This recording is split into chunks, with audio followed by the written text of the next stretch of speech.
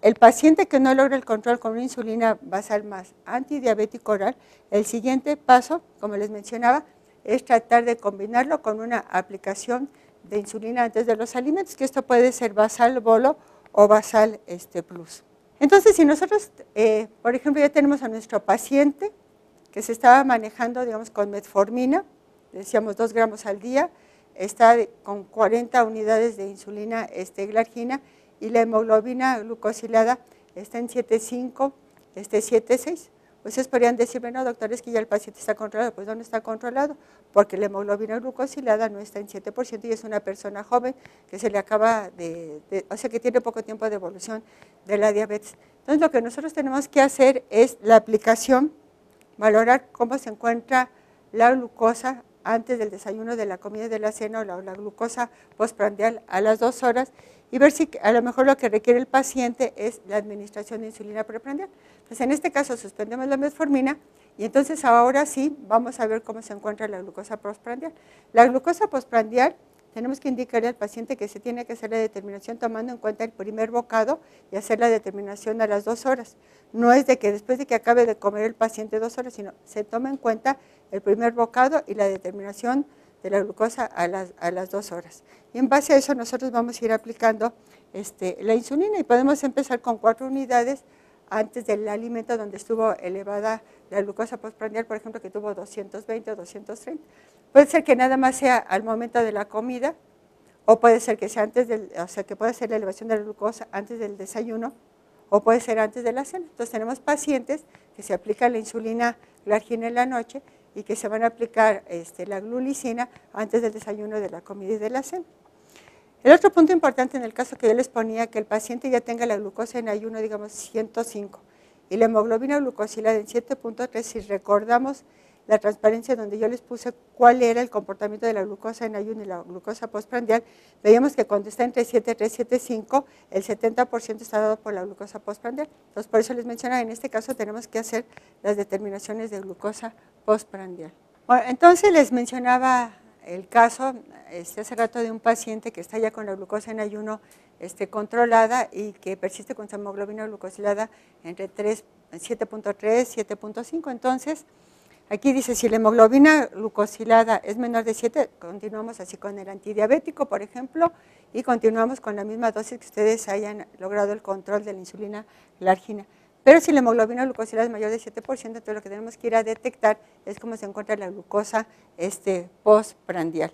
Y entonces ya vamos viendo cómo se encuentra, si tiene más de 140 o de 180 de glucosa postprandial, entonces vamos nosotros a aplicar un poco de un análogo de la insulina de acción ultra rápida. Puede ser, les mencionaba yo, que sea nada más antes del desayuno o que sea nada más antes de la comida, o bien puede ser un paciente que ya tenga más tiempo de evolución de la diabetes, que tenga, por ejemplo, 20 años, y que entonces requiera que antes de cada alimento nosotros le apliquemos un poco de insulina glulicina. Entonces aquí tenemos el enfoque basal bolo con múltiples inyecciones de insulina diarias. Entonces nosotros le estamos dando la insulina de acción prolongada al acostarse, le estamos dando la insulina glargina, o si tiene insulina NPH, pues le ponen la insulina NPH, y después antes de cada alimento nosotros estamos aplicando un poco de un análogo de insulina de acción ultra rápida. Eso es en el caso, por ejemplo, de un paciente que ya tenga mucho tiempo de evolución de la diabetes y en donde no existe un control adecuado, pero puede suceder que en algún otro caso nada más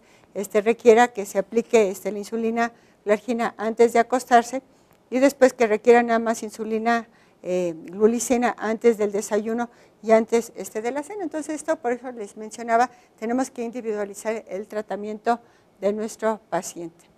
Entonces el régimen basal bolo, eso es lo ideal de poderlo administrar en nuestros pacientes. Aquí estamos nosotros viendo cuál es la estrategia para poder manejar a nuestros pacientes desde, digamos que tomemos al paciente desde el inicio de la enfermedad y conforme va evolucionando.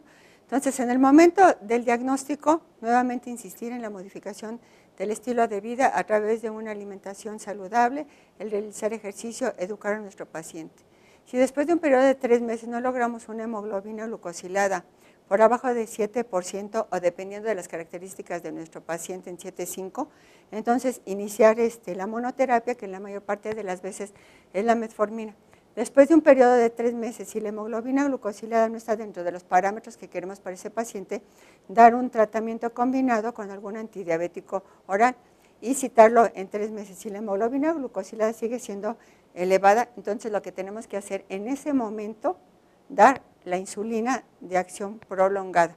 Podemos utilizar el análogo que es la insulina estelargina, o si no tienen esta, bueno, utilizar la insulina NPH, que es la insulina humana, y ir monitorizando a nuestro paciente. Aquí es muy importante que nosotros tratemos de convencer a nuestro paciente que se haga la determinación de glucosa en ayuno, porque en base a lo que les he comentado, el monitoreo de la insulina de acción prolongada tiene que ser con las determinaciones de glucosa en ayuno. Y seguir con esta escala. Si vemos que la hemoglobina glucosilada no está controlada, entonces suspendamos el antidiabético por vía oral y a la insulina de acción prolongada, la glargina, iniciemos allí la aplicación de la insulina glulicina o algún otro análogo que ustedes deseen para poder controlar a nuestro paciente. Puede ser nada más una sola administración antes del desayuno, o puede ser, si ya tiene más tiempo de evolución y no logramos controlar, que sea antes del desayuno, de la comida y de la cena. Pero lo importante es que no dejemos pasar tanto tiempo en ir haciendo los ajustes. Tenemos que ir haciéndolo cada 3 meses, eso es lo ideal. Es decir, si un paciente viene con un descontrol importante, digamos de 300 miligramos, no esperar que pasen 5 años para llegar a la administración de insulina, sino que eso, si nosotros no logramos en un periodo de 6, de 9 meses, pues iniciemos la insulina de acción prolongada en estos 9 meses, sino en 5 o 10 años. Entonces, el uso de insulinas para el manejo del paciente diabético tipo 2 se ha prolongado durante mucho tiempo. ¿Y cuáles son estas barreras que han impedido que nosotros podamos insulinizar a nuestros pacientes? Bueno, en primer lugar, el miedo al piquete. Siempre el familiar dice, oiga doctora, pero ¿cómo se va a picar mi paciente todos los días y de manera indeterminada? Luego, el riesgo a que pueda hacer hipoglucemia. Realmente a nuestro paciente, igual que a nosotros los médicos, sí nos da miedo el riesgo de que pueda hacer hipoglucemias. Pero recuerden ustedes que con estos análogos de la insulina, el riesgo de hipoglucemia es mucho menor. El incremento de peso también es mucho menor. El otro punto muy importante es que luego el paciente dice, no doctor, es que si usted me va a iniciar insulina, es que realmente yo ya estoy en fase terminal. No hay que decirle que esto es dinámico, y puede ser si un paciente llega con nosotros, al momento del diagnóstico tiene 250, tiene 350 de glucosa, tenemos que quitar el efecto de glucotoxicidad e iniciar insulina. Y una vez de que se controle, vemos cuánto requiere de insulina y ver si lo dejamos con insulina o bien podemos virar hacia antidiabético, algún antidiabético oral. Y estos mitos, ¿verdad?, para poder administrar la insulina van también porque luego al médico no es el que le hacen caso, sino que ya fueron con el compadre o con el vecino y donde les dijo, no, es que cuando a mí me administraron la insulina me quedé ciego.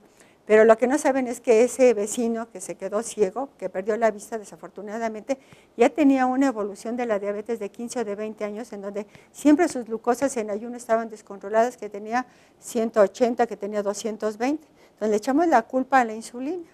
O bien, ¿verdad?, se van los pacientes a ver si hay alguna otra cosa que les pueda ayudar para evitar la administración de la insulina.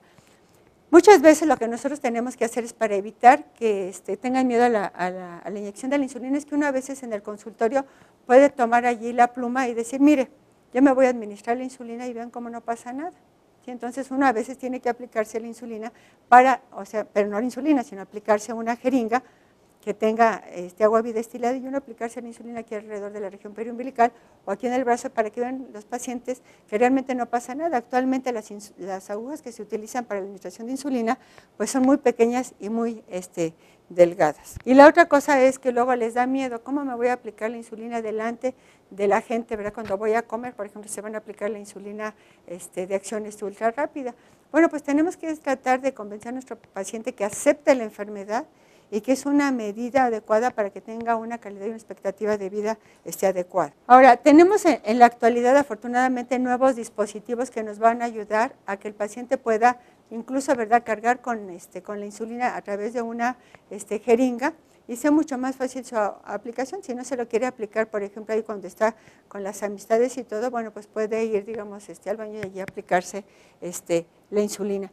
Y además esto va a ser mucho más flexible, va a hacer que se pueda dar una dosis mucho más adecuada, ¿verdad? Que haya menos riesgo de hipoglucemia y entonces esto disminuye también los costos del tratamiento. Y ven ustedes aquí estos dispositivos que se utilizan en la actualidad, estas plumas, en donde en esta pluma pues uno la puede traer aquí en el bolsillo, si es hombre aquí en el saco o uno como mujer lo puede traer allí en el bolsillo.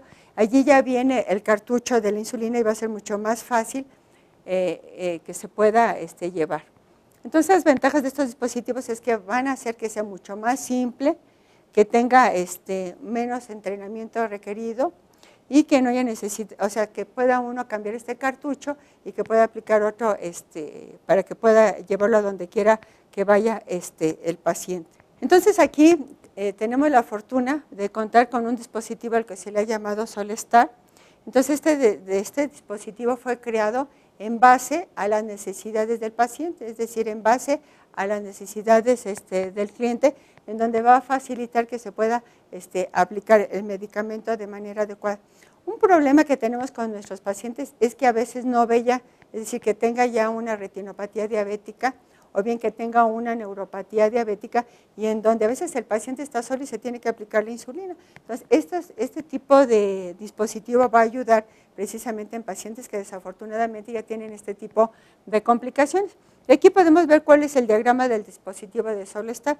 Como ustedes ven, consta de 3 partes. Aquí tenemos hacia su lado izquierdo el capuchón del dispositivo, en donde el dispositivo, ahí es donde va a estar la aguja, la cual está cubierta por un protector, como lo podemos apreciar aquí en la parte de en medio, y tenemos otro protector externo de la aguja. Entonces, de esta manera podemos ver que la aguja va a estar bien protegida.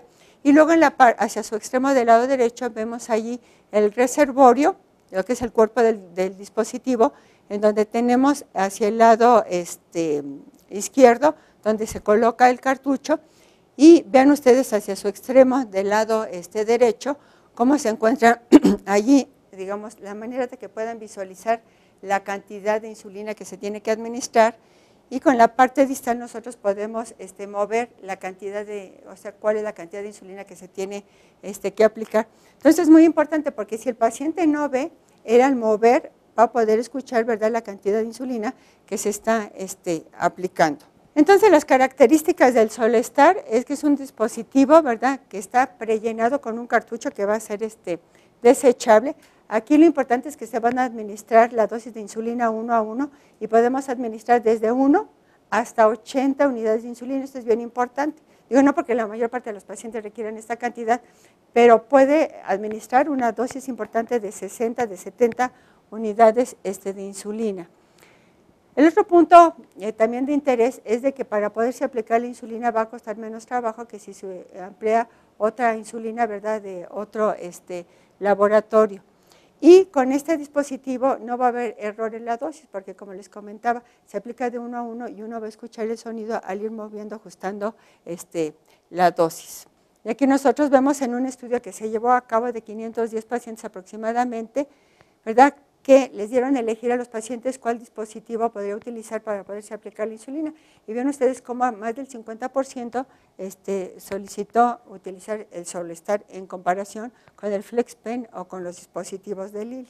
Y vean ustedes aquí la presión para poder aplicar la insulina, vean, comparada con la insulina de Lilly, costó menos trabajo, casi en un 54%, y cuando se comparó con la insulina de Temir, esto fue en un 31%. Es decir, es mucho más fácil poder aplicar la insulina con este dispositivo.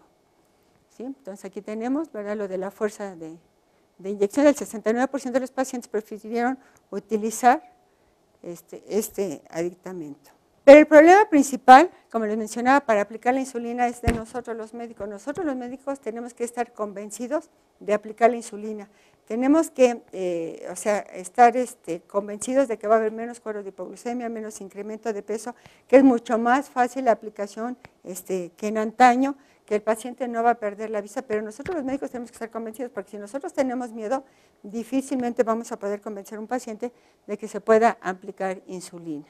Y aquí dice, el médico con frecuencia está coludido en un contrato implícito y silencioso para continuar terapia hipoglucemiante oral por largo tiempo. Es decir, estamos nosotros en la inercia clínica en donde no hacemos el ajuste de manera oportuna. Entonces debe de ser, ¿verdad?, de manera oportuna el manejo con insulina. Si ustedes tienen un paciente que tiene una hemoglobina glucosilada del 9%, es indicación de administrar la insulina. Entonces, ¿cuáles son los principios de la terapia de insulina? Entonces, tiene que ser individualizado el tratamiento y para la selección, para administrar este medicamento, tenemos que tomar en cuenta lo que menciona la Asociación Americana de Diabetes y el Grupo Europeo del Estudio de Diabetes. Individualizar, ver la edad, el estilo de vida, si tiene comorbilidades, la motivación, y de uno depende la motivación del paciente para que se pueda aplicar la insulina, el costo y la accesibilidad. Y en donde el automonitoreo, eso es bien importante. Tenemos que tratar también de convencer a nuestro paciente que se tiene que llevar a cabo el automonitoreo de la glucosa, no solamente para ir ajustando la dosis de insulina basal, la dosis de la insulina prandial, sino que esto nos va a servir para que la mayor parte del tiempo el paciente se encuentre controlado y se pueden hacer los ajustes pertinentes. Porque además ahora con los nuevos monitores que hay de la glucosa, el paciente, bueno, si tiene la posibilidad, lo puede enchufar a la computadora y allí ver cuáles fueron las excursiones de glucosa que tuvo el paciente, y uno con el paciente cuando viene a consulta lo puede imprimir o verlo en la computadora y entonces allí irle explicando al paciente cuáles son los cambios y por qué es importante que esté lo más cercano a rangos normales. Entonces siempre al iniciar insulina ir de dosis bajita, ¿verdad?, a ir incrementando la dosis, mantener siempre comunicación con el paciente, eso es muy importante, el automonitoreo. Y algo bien importante, no desesperarse, o sea, ¿cuál es la urgencia de controlar al paciente en 72 horas? Pero tampoco pasar a la inercia, sino que ir paulatinamente haciendo el control. Entonces, ven, además se está trabajando, ¿verdad?, en cómo administrar la insulina. Afortunadamente, ya con los nuevos dispositivos como los que les comentaba de Solestar, ya nos podemos olvidar de las agujas y de las jeringas. Es mucho más fácil, ¿verdad?, cargar con una pluma de muy fácil aplicación la insulina. Existen puertos de aplicación, ¿verdad?, para que el paciente pueda sentirse mejor, sin embargo, eso no todo está disponible, y tenemos las bombas de infusión de insulina.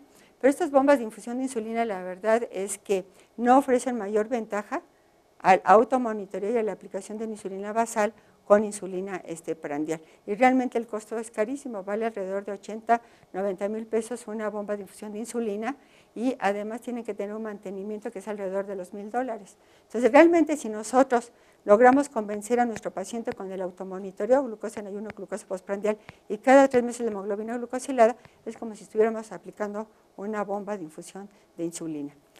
¿Dónde aplicar la insulina? Bueno, aquí se puede aplicar en diferentes partes, como ustedes pueden apreciar, en la parte anterior y externa de las extremidades superiores, puede ser también en las extremidades inferiores, aquí en la parte anterolateral, puede ser también en la parte posterior, allá a nivel de la región glútea, y algo muy importante es también alrededor de la cicatriz umbilical, dejando un espacio más o menos de 7 centímetros más o menos para poderlo aplicar. Lo importante es ir cambiando el sitio de aplicación.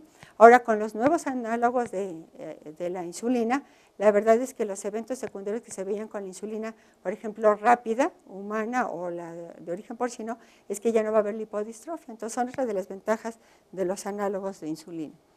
Y ven ustedes hacia dónde está la investigación. Pues ya ven que se ha tratado de dar la insulina inhalada, nada más que al principio los dispositivos fueron muy grandes y pues no era fácil poder andar transportándolos, o bien si el paciente tenía una enfermedad pulmonar obstructiva crónica, bueno, pues entonces no iba a haber una buena difusión hacia el torrente circulatorio, pero se está trabajando en cápsulas de insulina, o bien en inhaladores o en parches transdérmicos. Pero bueno, mientras que esto sucede, pues ni modo, tenemos que aplicarle la insulina a nuestros pacientes. Entonces, como conclusiones, ¿qué podemos sacar? En primer lugar, que es una enfermedad que es progresiva y que requiere, ¿verdad?, de un control continuo y hacer ajustes de manera adecuada, evitar la inercia clínica, que tenemos que identificar cuándo nosotros tenemos que iniciar insulina en nuestro paciente. Entonces, recordar siempre, hay que iniciar, ajustar, agregar y controlar hasta llegar a la meta. Y la meta, la eficacia de nuestro tratamiento, ¿cómo lo vamos a valorar? A través de hemoglobina glucosilada, de la glucosa en ayuno y de la glucosa postprandial. Bueno, pues esto es todo. Esperemos que con esto sus pacientes puedan estar mucho mejor y que digan allí donde ustedes están en el centro de salud, caray, los médicos que están manejando a los pacientes han logrado una calidad y una expectativa de vida de sus pacientes de manera como un paciente no diabético.